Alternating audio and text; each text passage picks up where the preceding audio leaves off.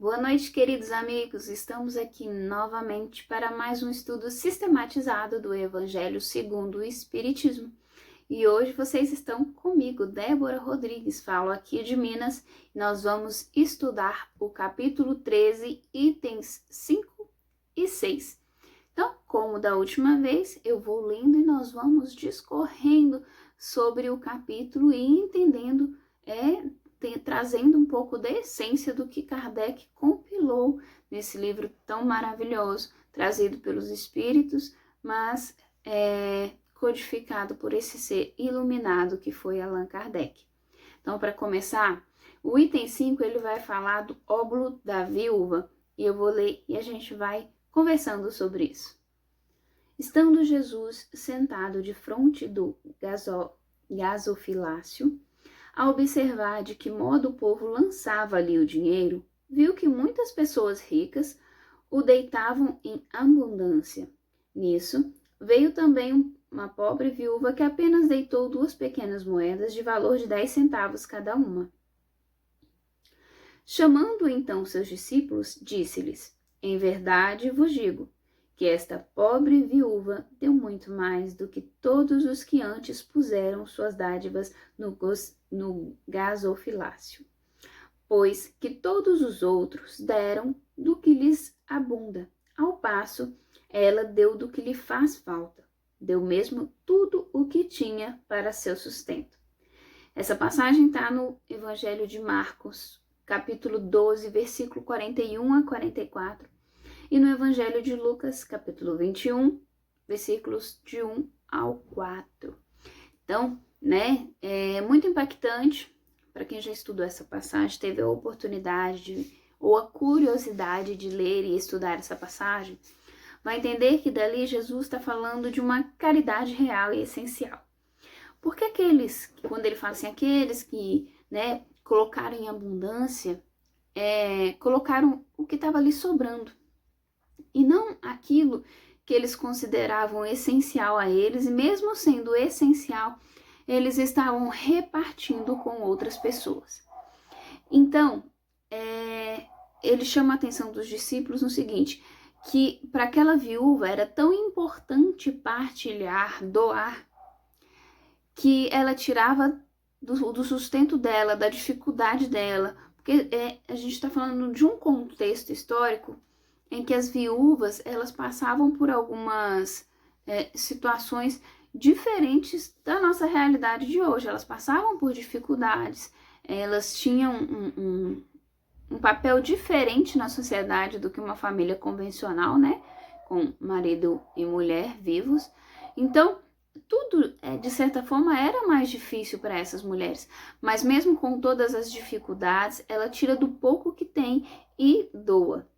Ao passo que outros estavam esperando do que lhes sobrava para fazer a caridade.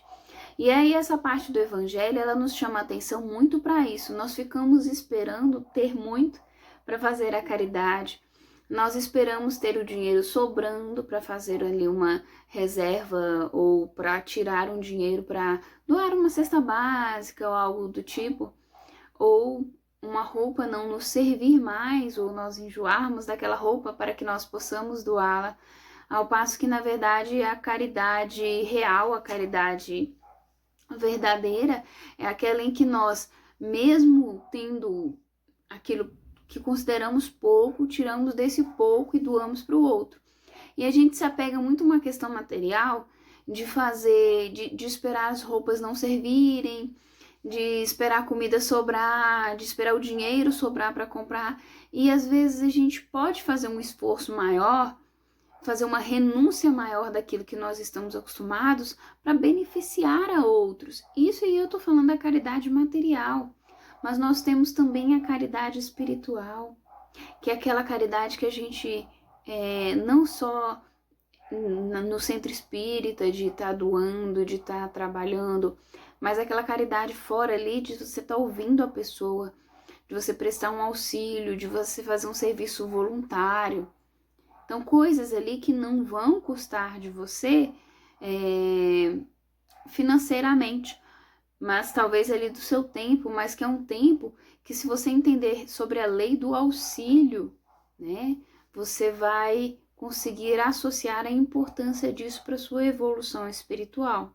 Porque esse momento reservado para sua fé, porque se nós, enquanto espíritas, acreditamos de fato nisso, nessa verdade que levamos, que divulgamos, que dizemos que vivemos, nós vamos entender a importância da doação de si ao outro.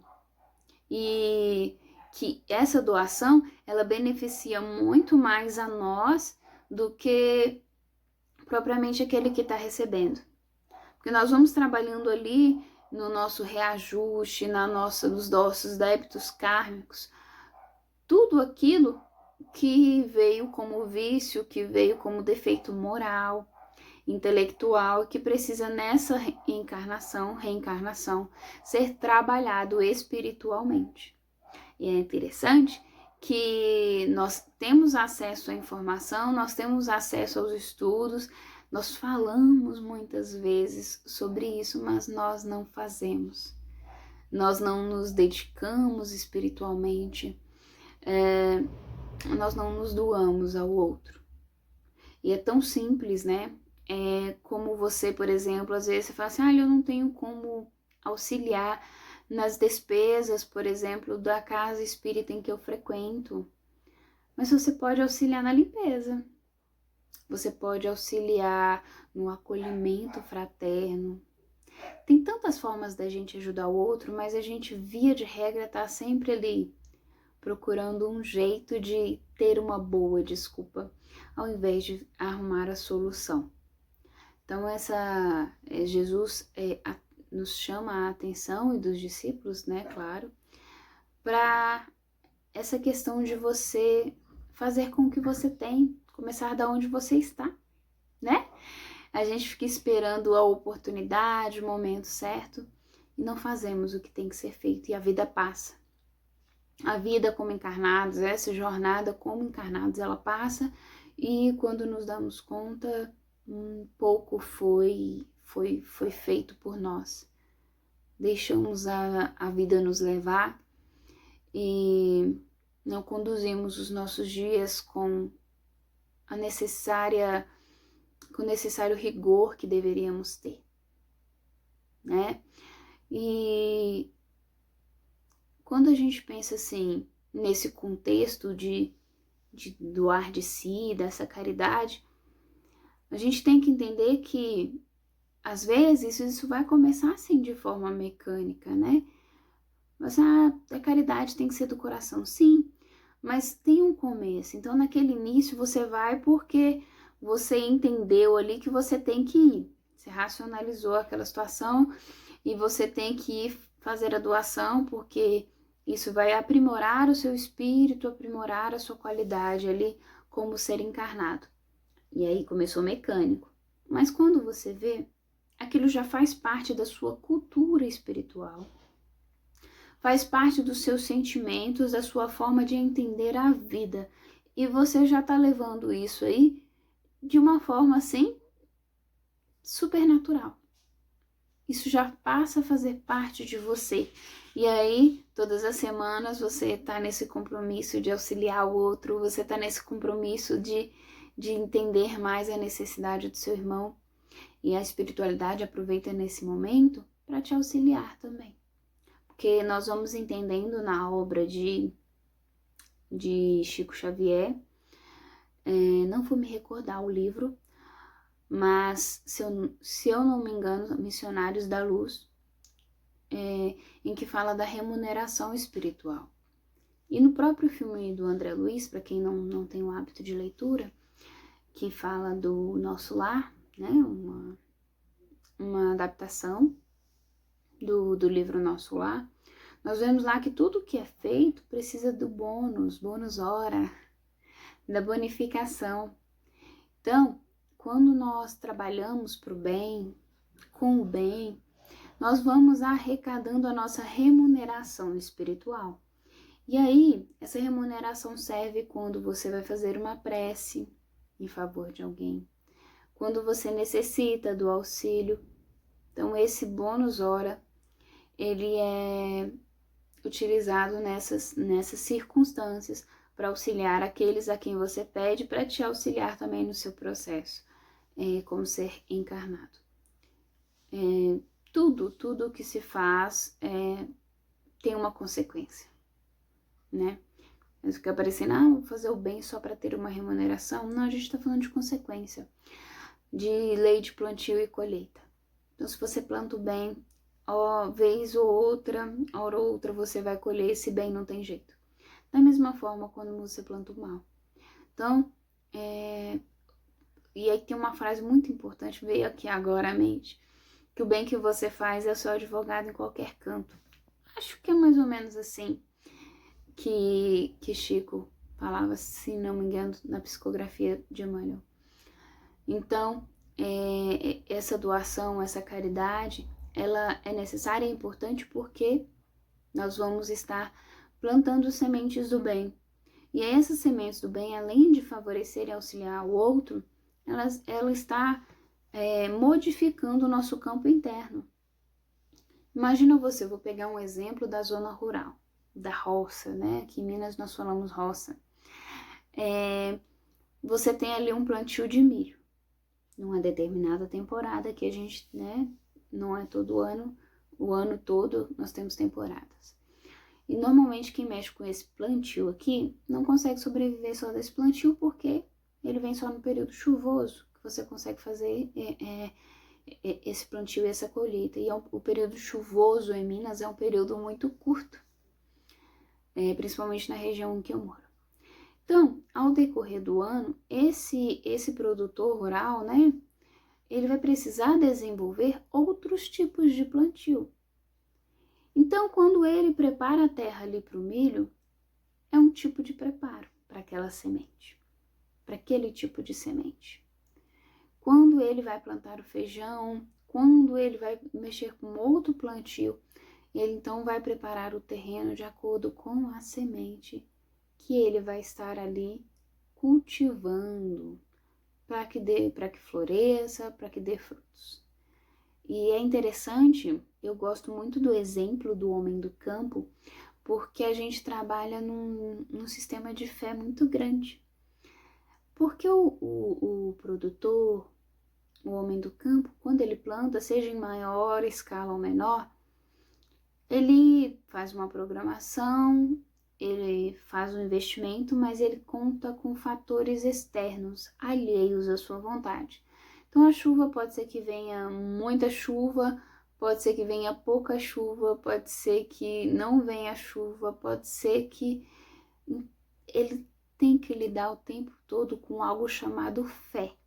Ele acredita, quando ele planta, ele acredita que aquela temporada, que todo aquele sistema vai contribuir para que aquele plantio seja um plantio de sucesso. E olha como que isso, essa metáfora trazida à nossa vida, ela tem um impacto. Porque nós queremos o tempo inteiro ter certezas. Eu vou fazer isso se eu tiver certeza que o resultado será esse. Mas muitas vezes o nosso plantio ele tem que ser pautado na fé. Assim é a caridade. A caridade é pautada na fé da justiça divina, na fé de que se está fazendo o necessário para amenizar a dor do outro, porque nós não podemos viver a vida nem a dor do outro. Nós estamos aqui como um grande quebra-cabeça para um auxiliar o outro. Então, nesse auxílio, nós temos por missão amenizar as dores. E cada um recebe de uma forma essa informação. Mas comparado ao homem do campo, essa caridade em exercício de fé é aquele exercício em que eu acredito que eu estou fazendo o bem e o necessário para o outro, e a colheita vai ser de acordo com a recepção do outro, né? A qualidade dessa semente, o meu cultivo sobre essa semente, né? Não é só lá colocar a sementinha, a gente cultiva ela de alguma forma, seja dando manutenção às nossas boas ações, seja reconhecendo os nossos esforços, seja não jogando, não sufocando essa semente com outros sentimentos que não são sentimentos nobres. Aí você fala assim, mas como assim eu sufoco uma semente falando de caridade? Usando esse exemplo da caridade, quando eu presto auxílio e eu me vanglorio desse auxílio, eu me envaideço, eu começo, olha, eu fiz, eu sou bom, né? Olha como é que as coisas que eu faço são maravilhosas. Aí você vai sufocando essa semente da caridade, porque ela vai deixando de ser caridade. O que é caridade? É fazer algo para o outro que não se espera. Que não se espera uma retribuição ali do outro, ou de terceiros que estejam assistindo, ou entendendo que essa caridade ela está sendo feita. Então, isso são formas de sufocar essas sementes do bem plantada. Assim como na vida, a gente às vezes planta sementes não tão boas e sufocamos ela com o bem, reconhecendo os nossos erros, nossos equívocos e buscando na nossa vida alinhar, resgatar os nossos débitos através de vencer os nossos vícios, e vencendo os nossos vícios, reconhecendo a nossa pequenez frente à grandiosidade do nosso Deus, como dizia Emmanuel. Isso é humildade. Reconhecer a nossa pequenez diante da grandeza de Deus. Mas sabendo sim que somos importantes, né? Cada um tem uma função na vida, cada um tem uma função no campo em que vive, na família, no meio social, na casa espírita, nos amigos que tem. E reconhecendo essa nossa missão, nós entendemos que talvez para uns nós somos pequenos, mas para outros nós também somos grandiosos. Mas acima de tudo para nós mesmos, quem nós somos. Eu consigo me ver hoje melhor do que eu era ontem, há um determinado tempo atrás. Se eu fizer um remake da minha vida de um ano, eu consigo enxergar na Débora de hoje um progresso da Débora de um ano atrás? Então, esse exame de consciência, essas autoanálises, elas são importantes para a gente também direcionar a nossa rota.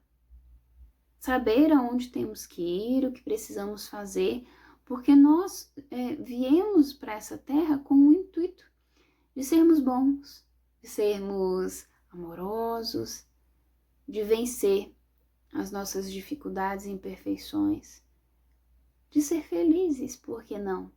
Eu nem tô falando da felicidade plena, porque essa, infelizmente, nesse mundo, por enquanto, ainda não conseguimos. Mas uma felicidade relativa, momentos de alegria, momentos de bem e de esperança. Então, vamos agora para o item 6. Muita gente deplora não poder fazer todo o bem que desejara, por falta de recursos suficientes, e, se desejam possuir riquezas, dizem para lhes dar boa aplicação. Então aqui, nessa pequena frase, ele fala o seguinte, que as pessoas ficam postergando aquilo que a gente falou lá no início, ficam postergando a caridade, falando que no momento em que elas tiverem dinheiro, riquezas suficientes, elas irão fazer a caridade, elas irão auxiliar ao outro, esperando um momento. E não fazem com o que tem, né? E aí ele fala o seguinte, que a justificativa sempre é a falta de recursos. Eu não faço porque eu não posso, porque eu não tenho. E nisso deixam de aplicar a caridade necessária, a caridade essencial aos irmãos próximos. E continuando. É sem dúvida louvável a intenção e pode até alguns ser sincera. Dar-se-á, contudo, seja completamente desinteressada em todos.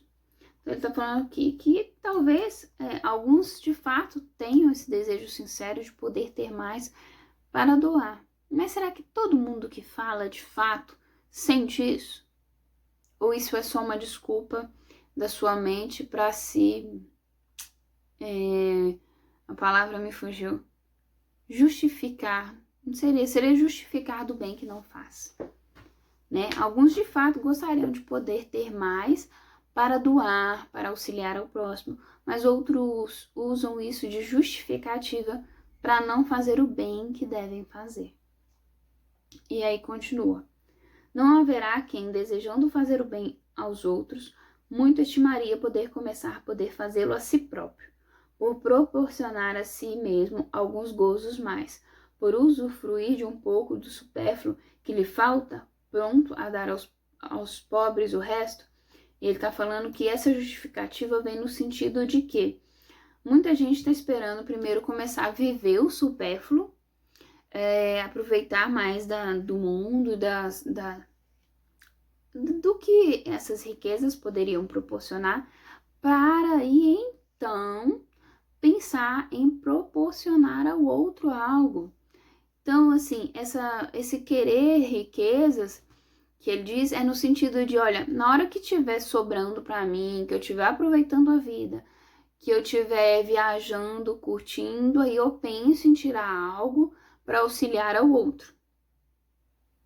Então, esse trecho ele chama atenção para isso, para pessoas que acham que ainda não vivem o suficiente para poder auxiliar o outro, porque não estão usufruindo do dinheiro que acham que deveriam ter, das riquezas, né? A gente fala dinheiro, mas é riquezas de uma forma em geral, né? Que não precisa ser necessariamente dinheiro, pode ser vantagens, condições e situações que proporcionem ao outro um melhor status, uma melhor condição de vida.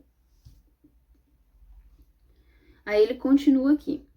Esta segunda intenção, que esses tais porventura dissimulam seus próprios olhos, mas que se lhes depararia no fundo dos seus corações, se lhes percrustassem, anula o mérito do intento, visto que com a verdadeira caridade o homem pensa nos outros antes de pensar em si. Então ele chama aqui a atenção nesse ponto de que essa condição daqueles que ficam esperando ali ter uma melhor condição, uma melhor situação, para que depois eles auxiliem os outros, eles estão esquecendo de pensar no outro, antes de pensar em si mesmo, né?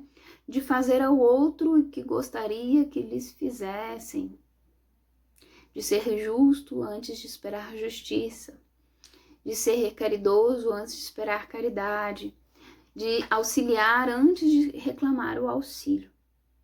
E aí tem um texto de Emmanuel, que eu não tô com ele aqui agora, que ele fala sobre a lei do auxílio, fala sobre o capítulo 7, versículo 12 de Mateus. E o texto chama Primeiro Passo. Esse texto, ele vem falando o seguinte, que nós esperamos muito do outro, né? Que nós esperamos que o outro nos perdoe, que o outro nos auxilie, mas quando foi a última vez que nós demos o primeiro passo em direção ao outro? Quando foi a última vez que, mesmo achando que eu estou certo, eu estendi a mão ao outro? Eu fiz o primeiro contato para que aquele desafeto tivesse sido desfeito. E aplicado ao conceito caridade, muitas das vezes, quando a gente libera o outro, o pouco que a gente tem, nós estamos trazendo para a nossa atmosfera psíquica algo no sentido de que, olha, se você fizer, vão fazer por você. E aí a gente recorda, interessante essa analogia agora, da prece de Francisco de Assis, que fala que é dando que se recebe. Então, quando eu emano para o universo esse dar, ele entende também que eu estou emanando o receber. Porque se eu me fecho no meu mundo, nas coisas que eu tenho, sem auxiliar o meu próximo, sem fazer nada por ele, eu tô ali também fechando as portas para o receber. E quando eu me libero para doar ao outro, eu consigo então trabalhar em mim esses mecanismos de fluxo entre ir e vir. E aí as coisas passam a fluir de uma melhor maneira para a gente. Continuando, O ponto sublimado da caridade, nesse caso, estaria em procurar ele no seu trabalho, pelo emprego de suas forças, de sua inteligência, de seus talentos, os recursos de que carece para realizar seus generosos propósitos. Então, fazer já com um pouco que se tem. Se esse ser, ele tem de fato essa generosidade que diz que tem, então ele começa a fazer do pouco que ele tem. E conforme ele vai recebendo mais, conforme as coisas fluem, ele passa também a doar mais. Mas que tem que começar de algum ponto. Do ponto ali do ponto do que já se tem. Né? Não esperar ter para fazer com o pouco que se tem. E aí continua. Haveria nisso o sacrifício que mais agrada ao Senhor. Infelizmente, a maioria vive a sonhar com os meios de mais facilmente se enriquecer de súbito e sem esforço, correndo atrás de quimeras, quais as descobertas de tesouros de uma favorável e insânia aleatória, do recebimento de inesperadas heranças e etc. E é interessante que a gente entra aqui numa questão de que quem nunca ouviu assim, se eu ganhar na Mega Sena, eu vou ajudar muita gente. Eu vou ajudar minha família, eu vou fazer uma instituição de caridade, eu vou ajudar quem precisar. Desculpa. Então, sobre desculpas de algo que nem sabe se vai acontecer. E aí, se isso nunca acontecer, eu nunca vou ser caridoso. Se isso nunca acontecer, eu nunca vou auxiliar o meu próximo. Se eu nunca ganhar na loteria, eu nunca vou estender a mão a ninguém. Eu condiciono a minha evolução a fatos que eu nem sei se irão acontecer, enquanto eu tenho pequenas oportunidades de dar grandes passos. E isso tudo torna-se justificativa de um espírito que acostumou-se a estar preguiçoso na sua jornada. Há uma estagnação que te gera uma zona de conforto, entre aspas, porque, né, se você não está evoluindo, não está confortável, pelo menos ao ponto de vista espiritual, a permanecer ali e de lá não sair. Então, o nosso espírito, ele precisa do movimento, do trabalho, do esforço e do empenho para uma evolução. Quando você estagna moralmente, e a gente está falando de caridade, ela traz uma elevação moral muito grande, você deixa de evoluir por uma escolha também. Tudo são escolhas. Nós lidamos com as consequências das nossas escolhas. Então, não evoluir também é uma escolha. É só por meio da caridade? Não, mas ela auxilia muito. Auxilia grandemente, porque quando a gente entende a importância do trabalho e a lei do auxílio, você vai ver o quanto que isso acelera a sua evolução. Porque o trabalho é uma forma didática e proveitosa que a gente tem para evoluir. Isso tem uma benesse muito grande para o espírito. E aí, continuando, ele fala: que dizer dos que esperam encontrar nos espíritos auxiliares que os sucedem na consecução de tais objetivos? Certamente não conhecem nem compreendem a sagrada finalidade do espiritismo, e ainda menos a missão dos espíritos a quem Deus permite-se comuniquem com os homens. Daí vem os serem punidos por decepções. E aí esse trecho faz uma citação ao Livro dos Médiuns, a segunda parte, item 294 e 295. Então ele está falando o seguinte: há pessoas ainda que querem aproveitar de uma condição espiritual para obter vantagens, né? E aí entra em vários campos que eu nem vou falar assim, mas a gente pode citar por exemplo, de querer que o espírito, numa atividade mediúnica, te passe os números da loteria, te dê facilidades de, olha, vá por esse caminho que você vai ter sucesso, faça essa escolha, porque a gente quer que alguém trabalhe pra gente, né? E aí entra o espírito nisso para fazer o nosso papel de decidir e de trabalhar pela nossa própria evolução. Então, a espiritualidade, os espíritos chamam a atenção para isso, daqueles que mesmo conhecendo o espiritismo na sua essência, ainda se utilizam dessas circunstâncias para se beneficiarem. E é triste porque conhecendo o espiritismo, você sabe que você está indo contra a essência dele, né? Buscando facilidades no meio espiritual, para se beneficiar sob a justificativa que assim você beneficiaria outros, querendo facilidade, sem entender que a lei do esforço é que gera a limpeza e a evolução do ser. Então, continuando aqui. Aqueles cuja intenção está isenta de qualquer ideia pessoal devem consolar-se da impossibilidade em que se veem de fazer todo o bem que desejariam, lembrando-se que o óbolo do pobre, do que dá privando-se do necessário, pesa mais na balança de Deus do que o do outro rico que dá sem se privar de alguma coisa. Então, ele está falando o seguinte, que pode ser que no meio dessas pessoas que utilizam dessa justificativa, há aqueles que de fato fariam, se mais tivessem, mas que eles consolassem-se que não podem fazer naquele momento com aquilo que eles almejam, mas que eles podem fazer com aquilo que eles já têm. Porque, e ele se volta aqui trazendo a referência do texto do Evangelho, que aquela pessoa que doa daquele pouco que tem, ela tem um reconhecimento espiritual, um reconhecimento de Deus maior do que daquele que dá do que não faz falta. Porque não há um esforço. Não é que eu não posso doar aquilo que não me faz falta, mas é porque quando eu tiro daquilo que é essencial para mim, eu faço um esforço, uma inclinação maior ao bem. E aí é essa inclinação que está sendo avaliada. Esse esforço espiritual para que as coisas aconteçam e para que o meu irmão seja beneficiado por um ato meu. Então, quando ele fala assim, mais agrada a Deus, é no sentido de que é mais sincero. Quem aí, assim, nós somos normalmente educados a dividir as coisas.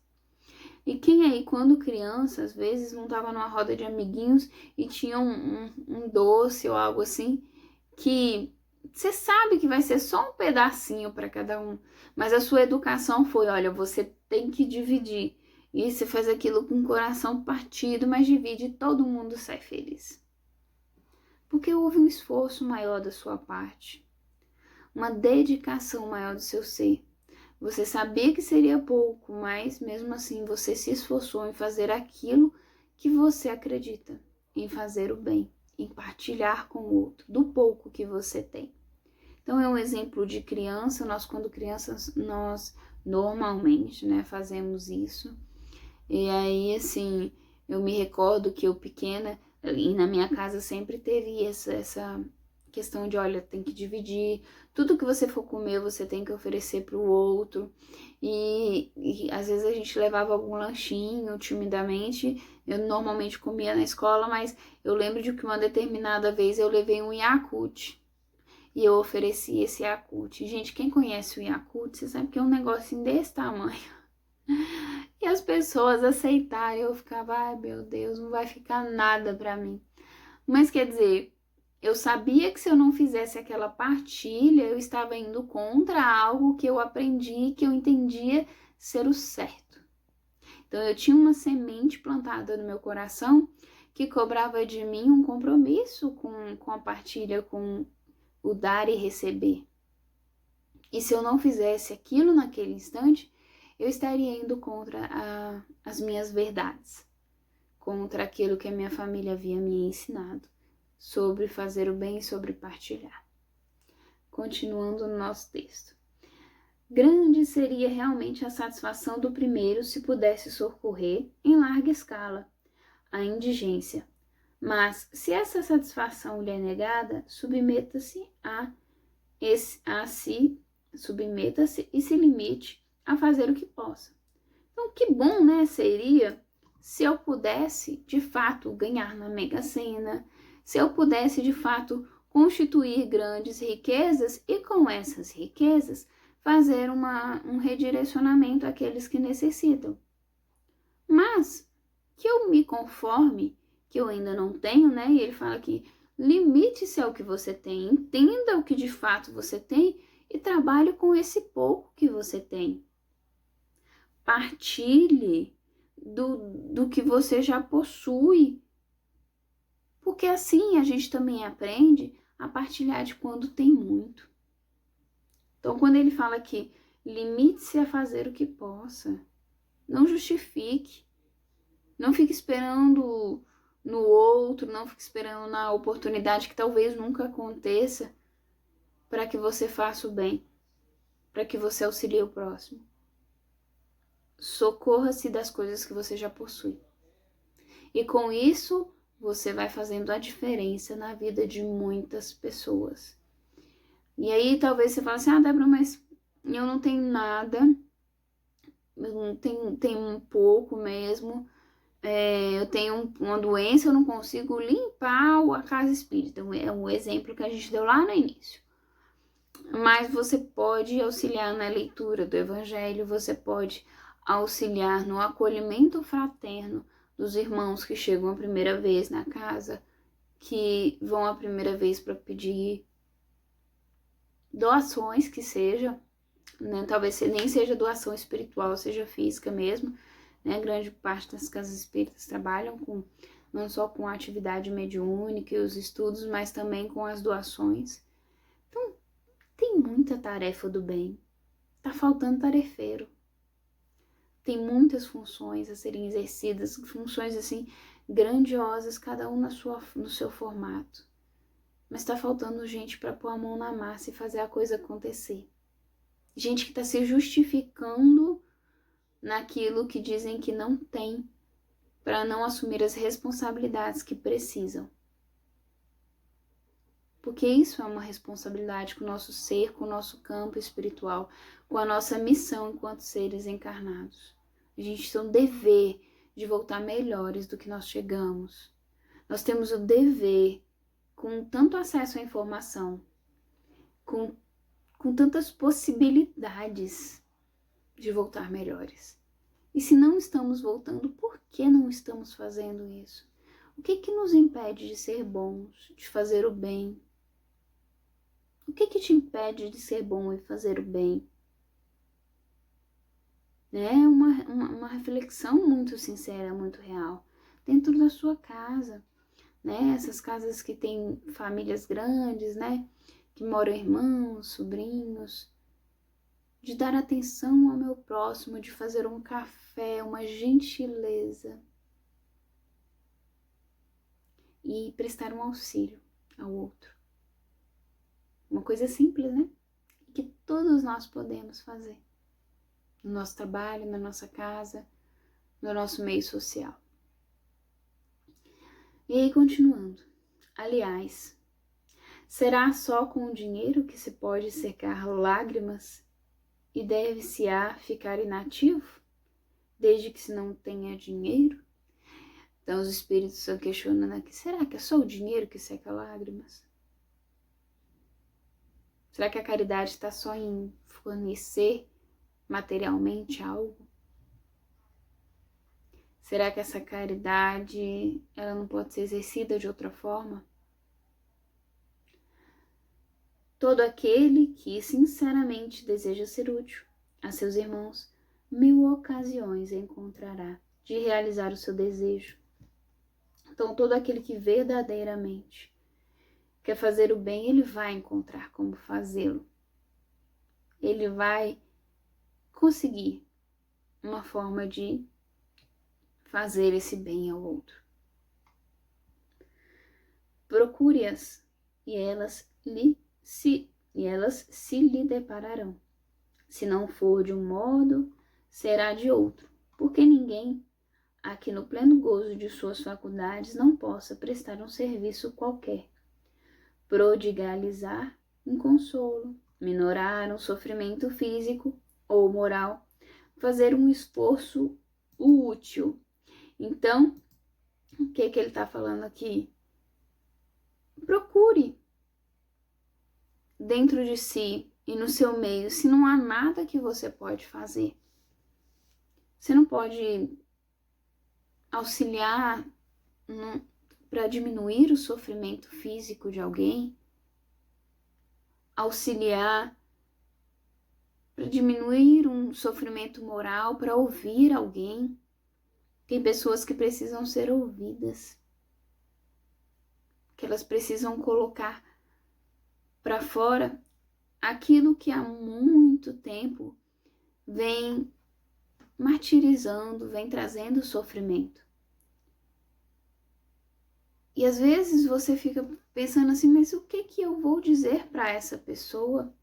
Como eu vou aconselhar alguém? Eu também tenho as minhas dúvidas, as minhas dificuldades, e às vezes eu não sei nem o que fazer para mim.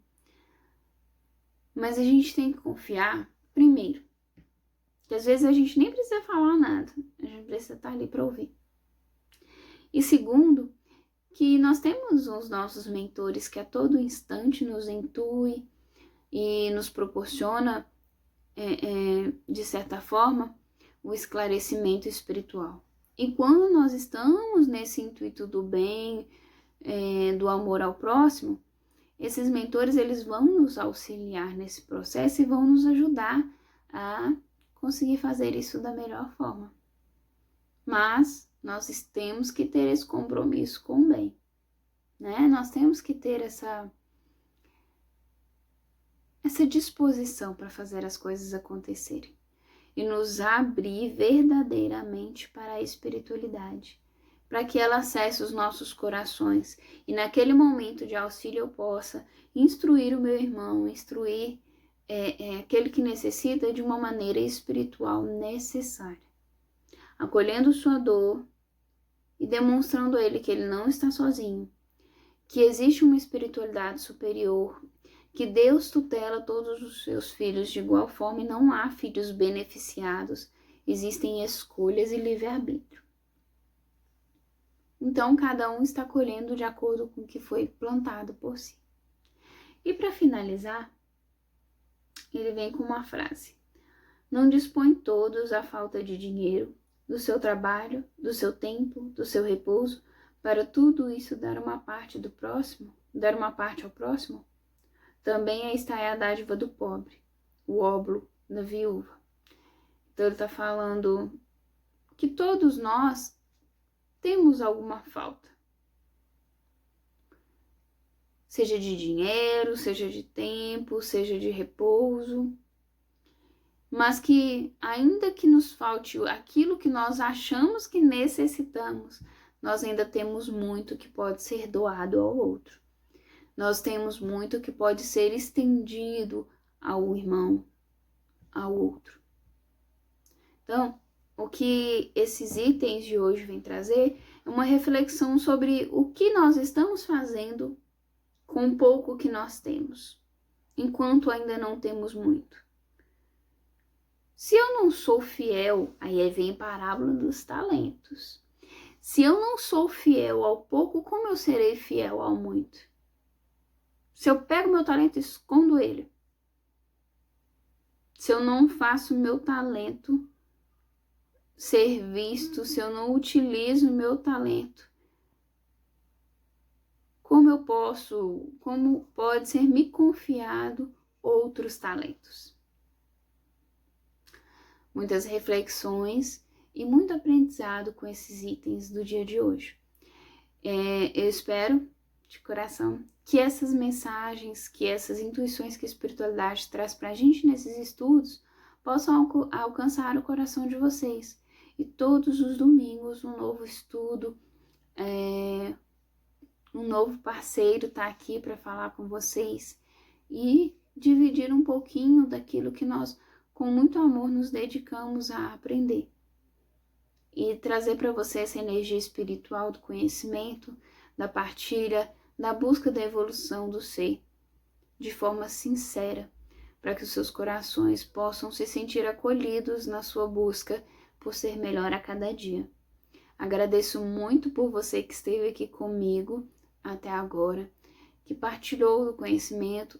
Faça uma releitura desse capítulo. Às vezes a gente está lendo aqui, eu falo por mim, você vai atropelando um pouquinho as palavras, porque você quer ler rápido. Eu tenho muita ânsia para ler. E talvez vocês não entendam com a minha dicção, com o meu mineirês, e façam as suas próprias leituras, mas sempre se dedicando ao estudo de uma forma em geral. Então fica a minha gratidão e meu agradecimento por vocês estarem comigo hoje, e domingo que vem temos a continuação do nosso estudo e esperamos por vocês. Uma excelente noite e uma excelente semana para vocês.